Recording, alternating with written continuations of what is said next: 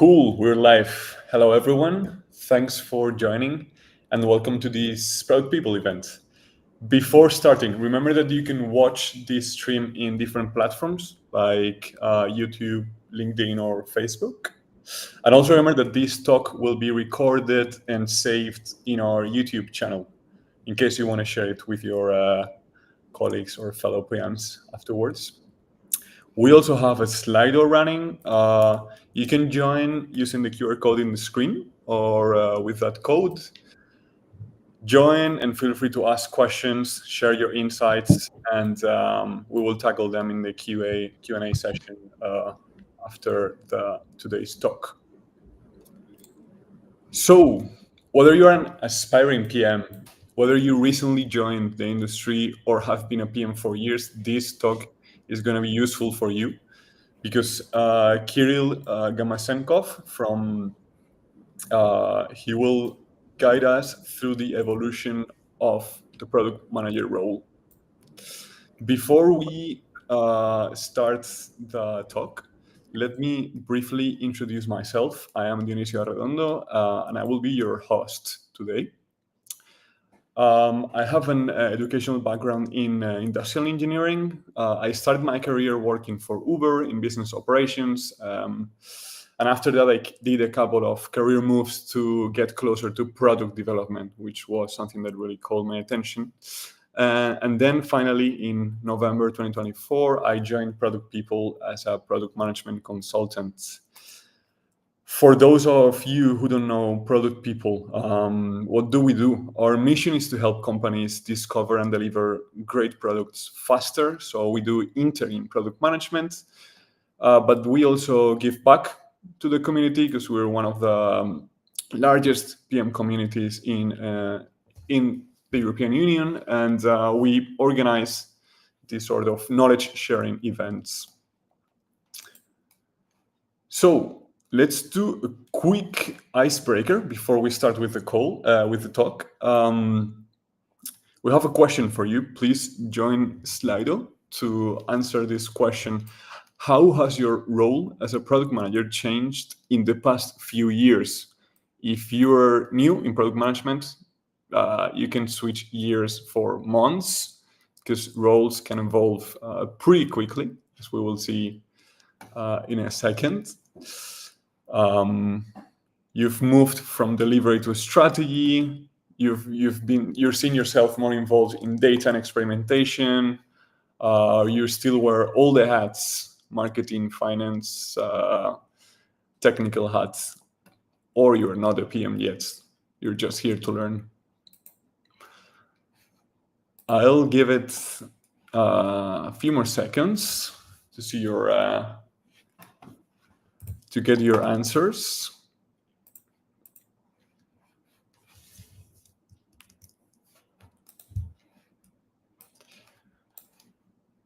I'm genuinely curious to know what the people will answer to this one.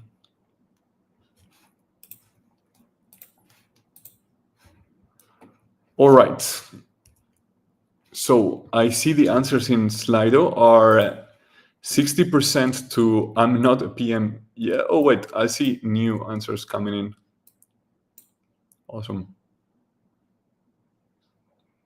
Actually, 57% to I'm not a PM yet, just here to learn. Nice to see that we have aspiring PMs with us today. 29%, 25%, now it has changed. I still wear all hats. 13%, I've moved from delivery to strategy. 11%, I'm more involved in data and experimentation. Awesome.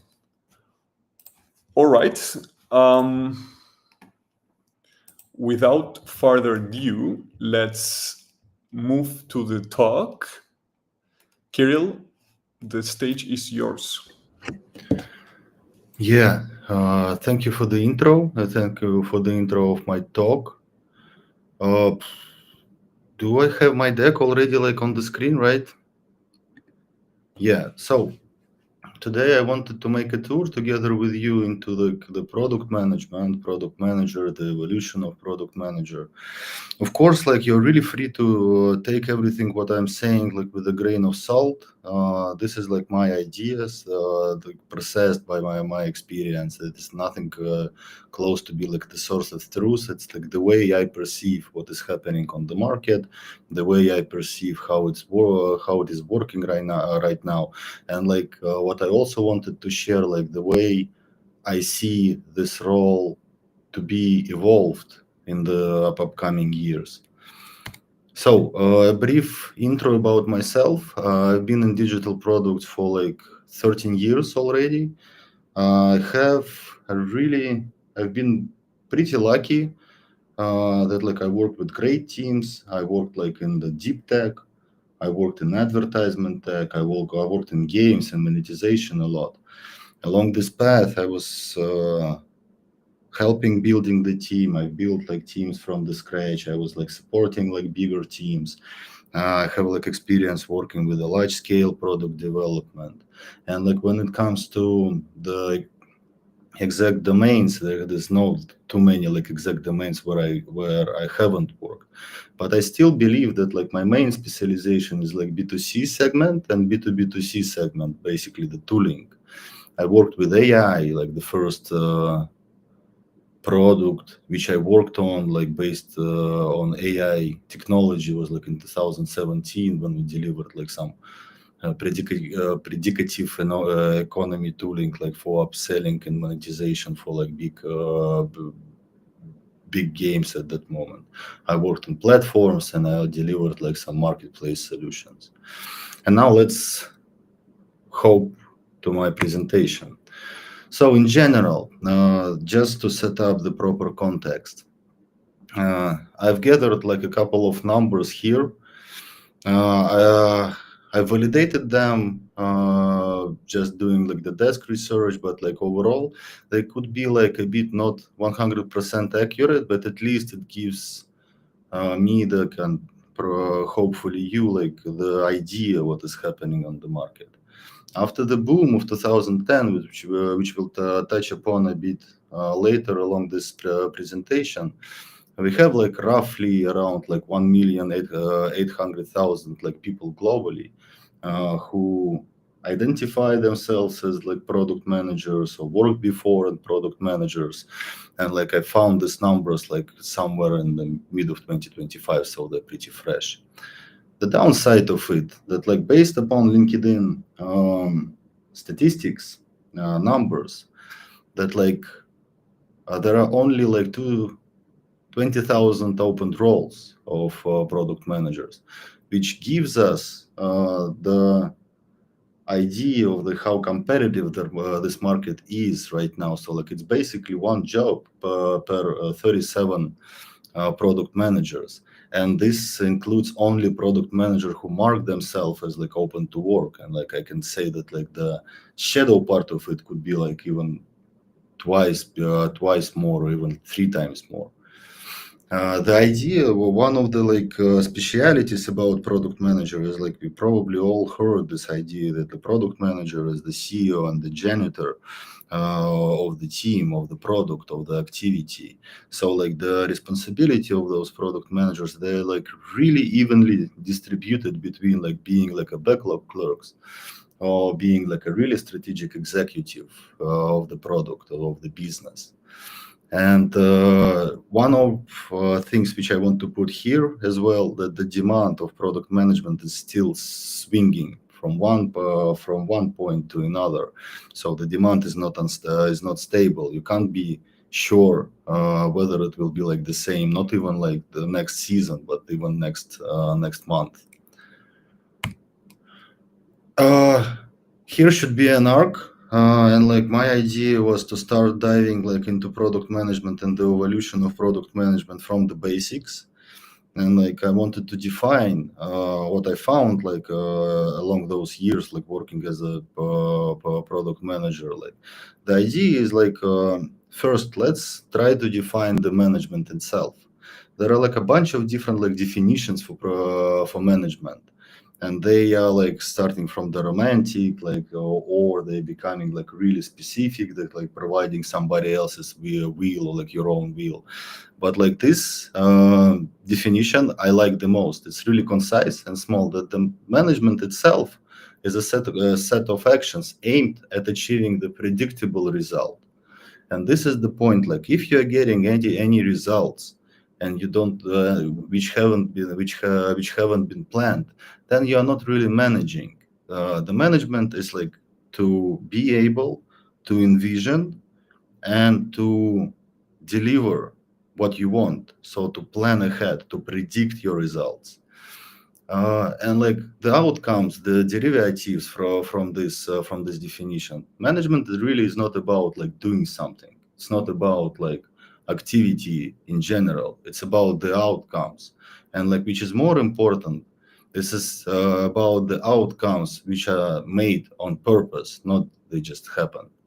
And another derivative which I really like, which coming like organically from this definition.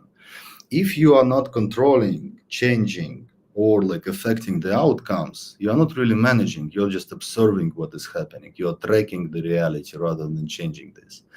So like in the end, to conclude this part, I would say that management is being like proactive, but not being on the meetings and not just tracking the status. Let's move on closer to the product management itself. And in order to combine the definition of management and the definition of product, we need to start from the definition of product.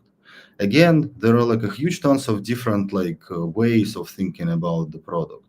But I strongly believe that like two main points should be always considered when you're like defining the product is the value and the profit or the business outcomes for the company.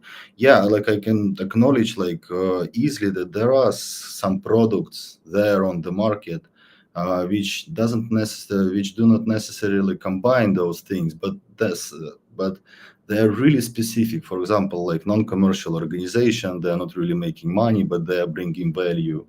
Or like some interim projects like who are not generating any value, but they are making money because they have their own part or like place in the ecosystem which gives them that opportunity. So if to combine that, I would say that the product is an entity that converts value for the customer into the profit for the company.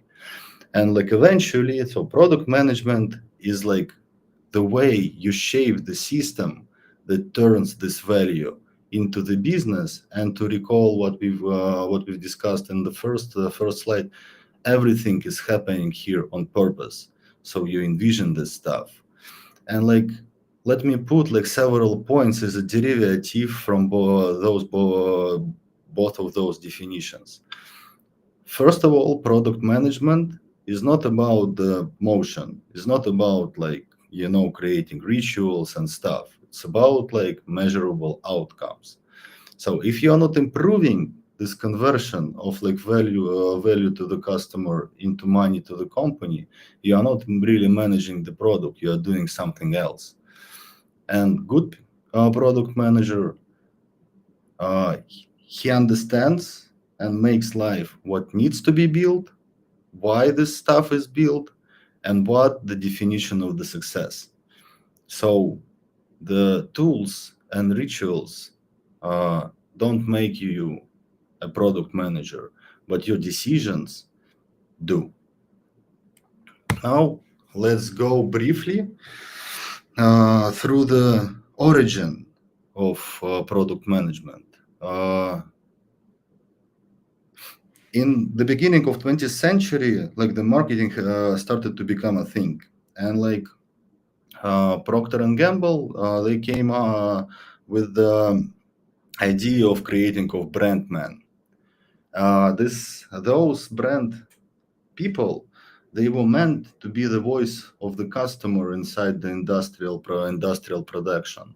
So like eventually those brand men they combined in themselves all disciplines like marketing, like it's not at that moment sales, the vision of the product, and they took a very like specific place which was distributed from the research, from the envisioning of what you are doing to the sales of the end product.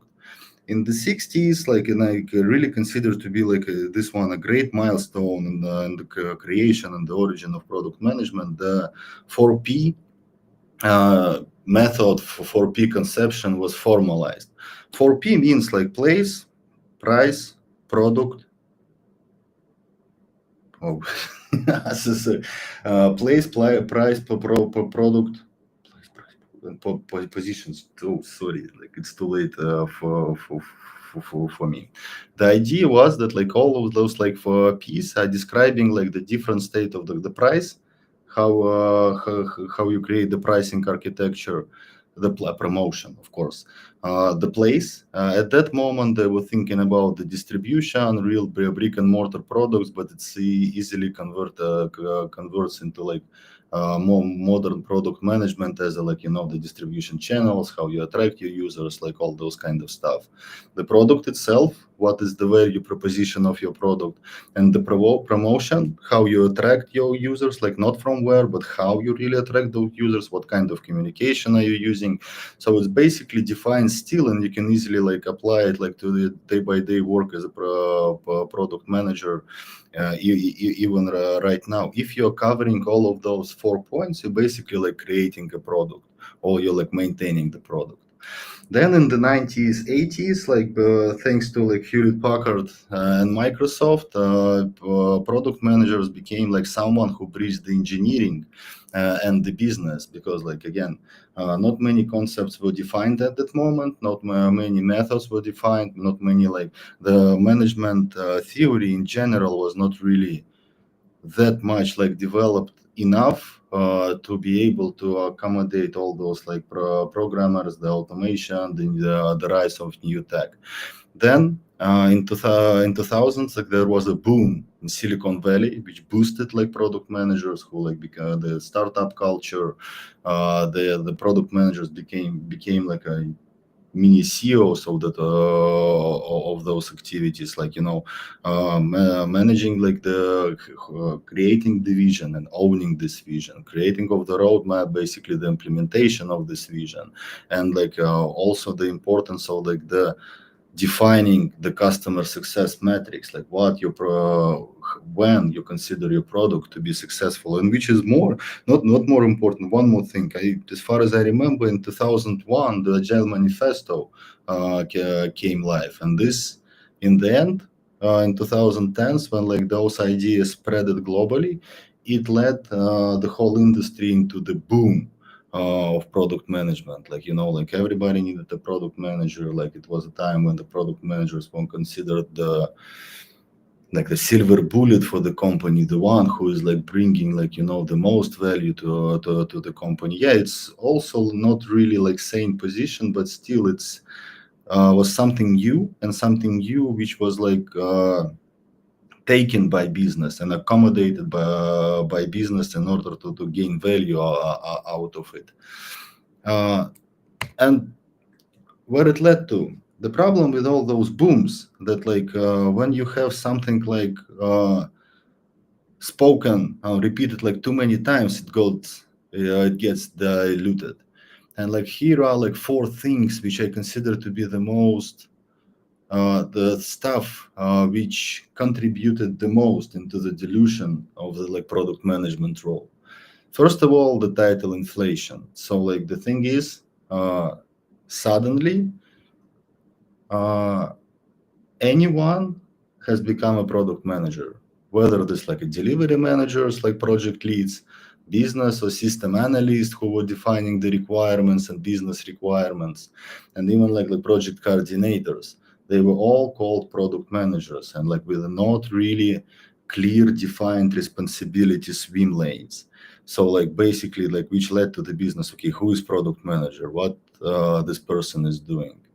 Next up, the thanks to a lot of like solo salespeople like in bigger consultancies, like agile itself has become a cargo cult. And the problem with that like the agile is, in a nutshell, is a really sane method, which basically tells you that you need to think about the customer and you need to get your result and like check your result against the reality as soon as possible. And like all the methods, all the rituals in agile serve to this purpose. But if you're like implementing those rituals and those methods without thinking, do you really need it in your product, then it becomes a cargo cult. And eventually a lot of PDMs were considered like, like a backlog scribes or backlog groomers. The idea and the focus of product managers, like, and especially how business perceived those product managers, has become like, maintaining the rituals, like sprint plannings, like, the release calendars, all of those things, which were and which still are just like tools in the toolbox to achieve your goals rather than the real goal. Then came the fragmentation. And like this, like still, I think like it's all over the market right now. And like I'm putting here that like a lot of like titles, like, product marketing manager, like technical product manager, like product owner. And which is more important is the fragmentation started like in the industries themselves, that like, the idea, if you're working like in B2C, like the business now has like some, again, from my perspective, foul perception that if you ever work like in marketplaces, it will be hard for you to work, for example, in travel tech. But from my perspective, if you're like a professional product manager, this is your job to be able to bring value, whether it's like travel tech or whether it's like ad tech or ad tech, whatever. It's like still, it follows the same principles of how you like convert the value to your customer by knowing this customer with your customer development activities, and how you build the system which converts this value into the money to the company. And another, last but not least, horseman of this delusion is like that product manager has become not the vision holders of the product, but the feature factory. So the idea, like, and what I see happening on the market over and over again now, that stakeholders are coming up with like all types of ideas, and the product managers are just following those ideas. They are not working as filters. They are not working as like the voice of the customer. They are not working as the people who are providing sanity. They just like making those ideas live, if they're lucky enough, and then following the outcomes. And what are the consequences of those processes? I call it like a pretty poetically death by 1,000 tickets. The main issue that like when everybody is the product manager, so nobody owns the product. PDMs are becoming sometimes more of like, delivery coordinators, not the decision makers where they should be. Production management and delivery management is really important discipline. Like, I will not argue with that. I've started as a my career as a delivery manager. It's really interesting track, but it's not product management. It's something like this is a pretty specific discipline. It requires like a pretty specific mindset, and it requires a pretty specific skill set. Then like the title inflation led to the delusion of the ownership. So like if business doesn't perceive you as someone who holds the vision, who own what he is doing, who takes the responsibility, the accountability, then you just don't own. Responsibility without authority. This is another like the same side, another side of the same coin as title inflation. That like a lot of like businesses perceive like product managers, especially like some of the stakeholders as like scapegoats. So like you're responsible for everything, but you can't really change too much because of the lack of ownership. And of course, like because of this creation of the huge tons of layers of management on top of product manager, product managers are not becoming less responsible for the strategy and the interactions with users. So the idea is here the threat of being replaced by AI, or being taken over by operations or devoured even by bureaucracy is real for sure. But the real vision holders, the real professionals who can own what they're doing, by data-driven clarity, by data cost development activities, from my perspective, will become a thing again, and I will try to cover it on the next slides. I really believe that, especially because of this rough situation on the market, the delusion of role, this is the great moment for the managers, for the product managers, to get back from the delivery maintenance into the real product direction.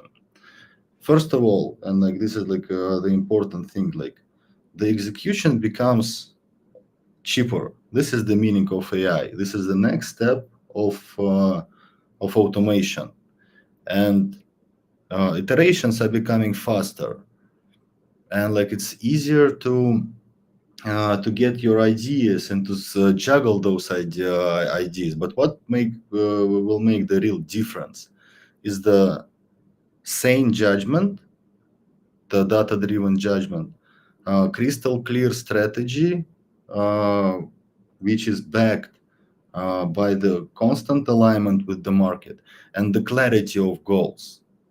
And so what I strongly believe in, that product admins will fade, but the people who is in charge of the strategy, the people who can articulate the strategy, those specialists will strive.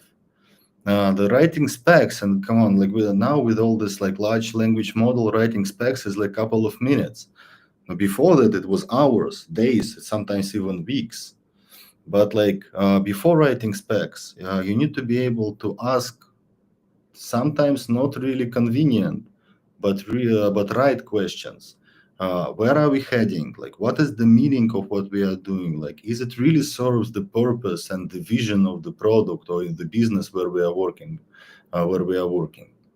And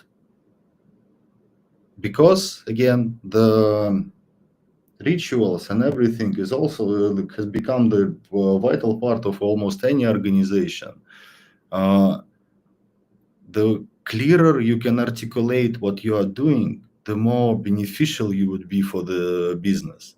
And the thing is, if now the whole context provides huge tons of ideas, the real meaning of being a product manager is now becoming more synthesizing those ideas and not just throwing around. Because again, you can ask any large language models, give me the vision of this stuff, give me 100 ideas around those things, and he will do it to you this LLM. But then for you as a product manager, it will be your job to define what really works, or even worse, take into consideration, worse, take into experimentation, how you bring it to your customers, how you will check whether this idea works. This is the real job. So I would put it in a simple sentence. The future of product management is not about creating specs. It's really breathing strategy and thinking about what you are doing. Once I've heard this pretty short, concise, not really consistent, but really nice definition of product management. Product management is a common sense for hire, and the common sense for me here is articulating clearly the strategy of your product, defining the meaning of your product, and then by meaning I'm saying here defining the goals and how you're reaching the goals within your product. Yeah. One of the things which I wanted to share here is thing which like helping me like in my day-by-day activity. As I've said in my previous slides, and the idea that the product manager is the one who is holding the bigger picture in their head and deliver the value. And like what helps me really in this is like storytelling and product management. And surprise, this domain is pretty well defined. Around like 2000 years ago, like the Aristotle defined the principles and the structure of storytelling, how the real story works. And he defined like three main points, main points, three main like frames and great storytelling, which can be like which well mapped to the product management itself. The first one, and like the first one from product management perspective, as I see this ethos, credibility. In product management, we call it the product vision and leadership. This is like being brutally honest. What kind of problems are you solving, and what kind of value you are bringing? The second one is logic, and the logic is like easily like converted and translated into strategy and prioritization. How you research, how you check the market, how you're making your analysis. Even if you're working in a startup and your analysis will be like desk research, like like basically googling and talking to like some language model. But like this is like by going through this process, you're justifying your doings, you're justifying your direction, and like again, this brings clarity and data-driven decision, data-driven arguments. And the last one, but not the least, the pathos, the way you communicate the emotional appeal, basically. And here is like user empathy and like problem framing, how you vocalize your product towards your audience, and like how you connect with your customers. Which channels are you using? If you're using the right channels, like do you really have your audience in those channels or in those groups? And how you craft those narratives that like really creates this emotional appeal which resonates with your audience. Not just like it's really hard in the highly competitive market to create something which doesn't resonate. And I think it's closer to round up of my talk. Just my brief idea what the difference between different types of product lead roles. This basically you can imagine this as a gauge, the serving to the short-term goals and serving to the long-term impact. So product managers, product owners owns the delivery, of course, drives the short-term outcomes, and really always focused on answering the question how, but not how like from the delivery perspective, but how we are serving the bigger picture of what we are doing. Next one's like head of product. This is like the funniest role of them all, because like what I see right now on the market, that like if you don't know how to call your product lead, just call him head of product. And I've seen organizations where like head of product had much more authority than like VP of product, just because they were like really like experts in their domains. Then product director, and here we need to build the first swimming lane. Director of products is the one who can connect different teams, who can create the if to take like again agile and the scaled agile definitions, it's the one who is creating like the increment for the whole release train of your portfolio. So that person knows how to build up the right direction for not only for one product, but the set of products, and to drive the portfolio. And the last one, chief product officer, is the one who is creating the product organizations, the product mindset, who is bringing the culture. Who knows like what needs to be changed in the organization in order for this organization to serve the purpose of the product. And yeah, a couple of final thoughts, just not to be like that negative about this. Right now, I strongly believe it's not like really like the dramatic defining moment, but it's like a really great moment to step up, not to be like driven back by all the uncertainties what is happening now. The uncertainty is the really natural environment for product managers. Product managers are the ones who should be like, not okay, fighting is not the right word, but like bringing structure into the chaos. The market is really rough, and it's really rough everywhere. Like layoffs, shifting expectations, the AI threat, but which I not consider a threat. It's just a tool. It's not really like a business as usual. It's we are facing like another industrial revolution now. Changes are inevitable. They will change, and we need to evolve with the market demands. What worked even like not 10 years ago, what worked like a couple of years ago, doesn't work now. You need to step up, and we need to be strong. We need to like hop on the tasks. We need to own outcomes, and we need to be like there is like an expression like truth has always like sometimes has like sharp edges.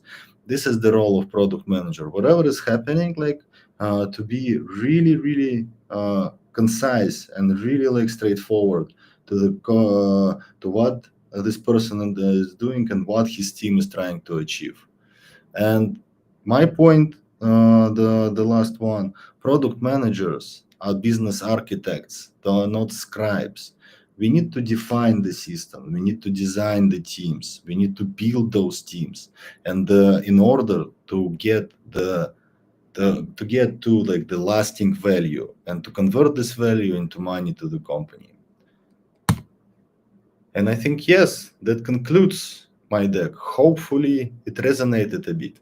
If you want to chat about it, just like hit me in on Telegram, email, or LinkedIn. That was super insightful, Yeah. Kirill. Thanks a lot. Thank you very much. And thank you for the positive note at the end. Very inspiring. I love your pragmatic approach, and I'm gonna echo one of the ideas that you shared, even though it doesn't have that much to do with the evolution of PM, but it really stuck with me. Agile, for example, agile, which is at some points we may mistake it with a goal or an outcome to be agile, but it's actually a tool to deliver business outcome. Super important. Okay, so let's begin the Q&A session. Please join Slido if you haven't done so yet, and share your insights, comments, and questions. While you throw in your questions, I want to talk about a bit more about product people. So we are interim product managers. With us, you can get temporary help to drive product discovery and delivery for a deadline and create big impact in short time.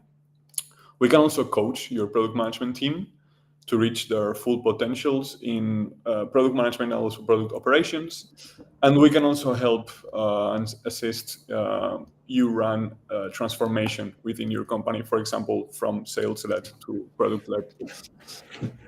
These are some of the clients we've worked with, B2C clients like eBay, Freeletics, and also B2B. And some stats about our company. So we've supported over 690 cross-functional teams and 100 clients from Series A startups to publicly listed companies. We have a team of 40 product leaders and product managers in-house. And 59% of this team are women. 60% of these women are in leadership roles. Without further ado, let's jump to the Q&A session. I have first question. Looking at our audience today, from the answer to the first poll, looks like we have a lot of aspiring PMs or junior PMs.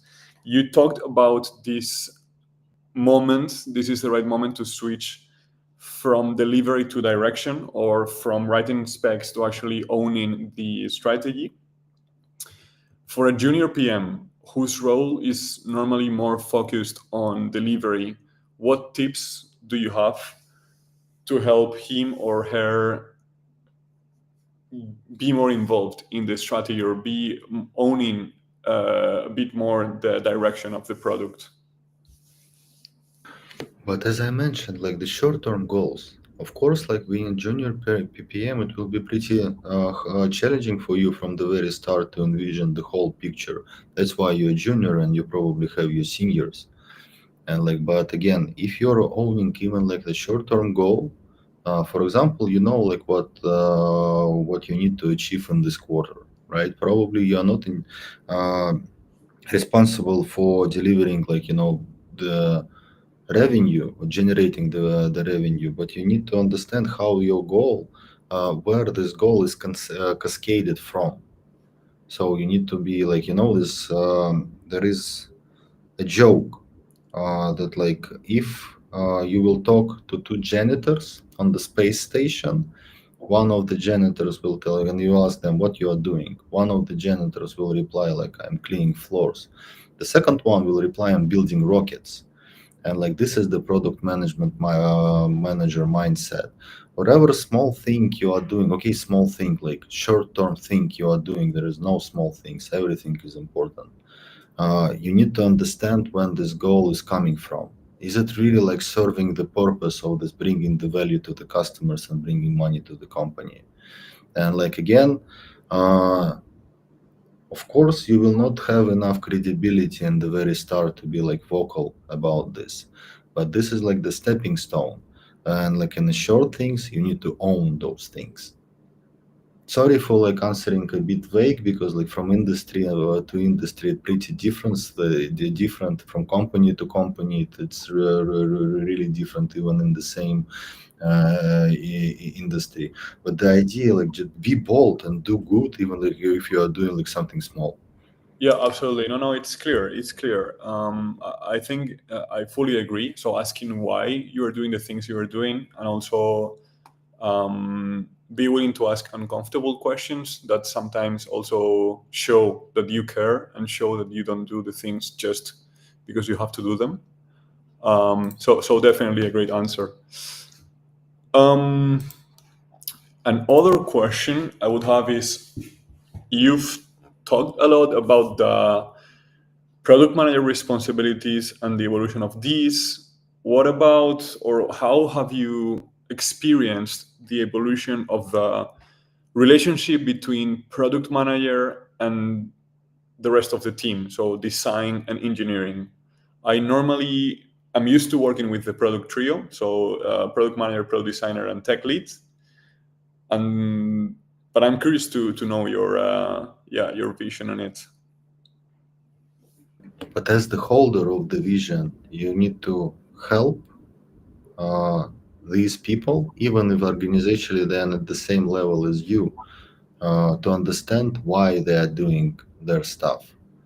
Like CTO, again, despite the fact that CTO is pretty high position, CTO is not like building code for code, right? And he's not building infrastructure for infrastructure that serve a specific purpose, a specific goal, like somewhat in the time frame. And you are as a PDM is the one who is like articulating this goal. And then you always like need to be like, the prioritization is not about like opening up Jira or whatever Trello you're using and just like dragging tasks around. Prioritization is something that you can define what serves best to this goal in the context of limited resources. And this is not CTO's job. This is not the designer's job to define it. This is your job as as product manager. You are the one who is like, who can tell like what the MVP is, right? Like MVP is a great example. It's not the only one example, but the great example still. And you need to be this this voice of the goal. Got it. And this is the thing. Like I don't think that's evolved too much. This is like this always has been. It's just diluted, yes, but it's not evolved. Evolved. Got it. Thanks. So we have a question from Magnus. What is your take on shared development teams versus dedicated development teams? A dedicated team seems to allow freedom at the cost of chasing output. Oh, it really depends. Like I've seen organizations swinging from one format to another, and then that's perfectly fine. The shared teams, the matrix structure, basically, or like linear functional structure, is a bit more flexible and creates a, like sometimes healthy, sometimes unhealthy competition. And the thing is, if you have what I've seen in other some organizations, in that moment when you need to pivot and you don't really know where to pivot, the organization need to introduce this kind of stuff. Then you will find the product which strives the most. Some of the organization, especially when they're involved in like deep tech and constant research, they're close to scientific circles. They even like incorporate this thing as a module of this organization. They are constantly building new products using the shared resources, matrix structure. And if something is becoming the profit center, then they dedicate the team, and this team works like, and sometimes they even derive them into like a separate legal entities just to maintain the spirit of competition inside. But like what is the take? I think more freedom is like in metrics organization. Dedicated teams are still a bit more structured. But like, yeah, I mean, like you need to be, as a PDM, you need to be comfortable to work with both. It's more of like delivery management rather than like a product management. Got it. I hope that answers your question, Magnus. And we have another question from Aniska. With the evolution of product management role, do you also see any shifts in the dynamic and partnership between product managers and product marketing managers? Oh yes, this is like interesting position, like product marketing managers. Like I worked with them quite a bit, but from my perspective, it's like the same person, the same egg from the different angle. It's just the way of calling like product manager. Honestly, probably it's like the special effects of organizations or whatever. I've seen only one organization working in like hardcore deep tech. When they had like product marketing managers, and it was like, from my perspective, pretty sane to have them. But the domain was so scientifically heavy that like just product managers were not really needed. The scientists themselves were defining, they were shaping the scope of what they were doing, and product market managers were helping them out to find the market fit. In that case, this collaboration will work, and in all other cases, I think it's casuistics, so they are the same. Got it. So this is another result of the fragmentation you were talking before. That in some companies it makes sense, some other companies depends on the context, of course. All right, we have time for a couple more questions. From Ease, thank you for your insights. What do you suggest aspiring PMs to do to find their path? Where should we start, and what should we pay attention to? That would be like an unpopular thought from my side. Try to find the team where you feel comfortable. Don't be scared to switch jobs when you just started, because like this is the constant path of trials and errors for you, and it's better to get like as much experience and like not consistent, like different experience from the very start. And the comfortable, I mean, not that like when you really can do not what you want, what is important, and to find a team where you will be heard, even if you're like just starting PDM. Got it. Thank you. It's definitely a really good tip to be comfortable with the people you're working with, to have that self-confidence to propose ideas, to also debate, and that comes from the trust with your teammates. So it's a really good advice. Another question, anonymous: how can product managers with 3-4 years of experience overcome the barrier of hiring managers preferring candidates with direct domain experience when switching industries? Oh, sorry, I phased out. Can you repeat this? Yeah, definitely. So how can product managers with 4 years of experience overcome the barrier of hiring managers preferring candidates with direct domain experience when switching industries? Unfortunately, there is only one answer to this. You need to build your networking. I'm really bad at building networking, so it's strange for me to give this advice. It's the caveat of the market right now. That sometimes people who are not really like informed enough to make decision, who goes to hiring managers are making this decision. This is like happening not only in 3-4 years experience, even like on CPO level. Sometimes even like in the same domains. I would say, like, as I worked a lot of quite some time in games as well, sometimes these people are making like glass walls between genres, even the closed ones. So it's really funny. This is the caveat, and we need to accept this fact. Right. We have an interesting question from the LinkedIn live stream. When you start a new product from scratch, where do you begin the storytelling? Where do you do it personally? Do you start with the user, the market, the job to be done, or with the ethos, the core problem and purpose behind it all? Of course, with ethos, but I would say that I am using like also from Aristotle and also from storytelling. But he also defined like how this story should unfold, and he has like three states of the story, like the context, the setup, the conflict, and the resolution. And like using, like, I'm starting with this, I'm just like literally like drawing this stuff in front of me, like in Miro or whatever, like whiteboard you are using, and I'm using stickers, and I use like different colors for ethos, logos, and pathos, and I start to put them there. But like I always start with the core problem, because again, if you will you will talk to venture bros, right, about the startup, about like for fundraising, the first thing like in the and in the healthy conversation, the first thing they will ask, what is the innovation?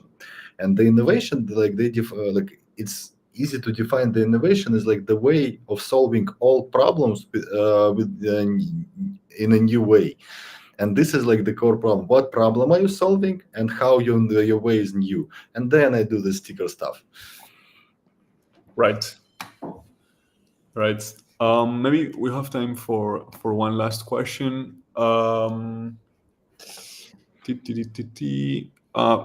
You've already mentioned during the talk, but maybe a good refresh. What are the main strengths a product manager should have?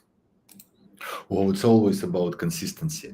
It's all about consistency. It's like, of course, we all need to do the groundwork. We need to understand like how the data-driven approach works.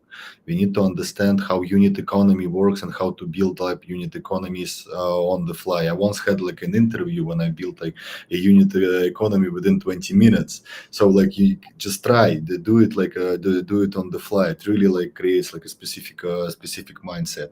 We need to understand what the jobs to be done and what the purpose of jobs to be done. We need to understand all this like double diamonds, problem space, solution space, like everything about this. But those are just tools.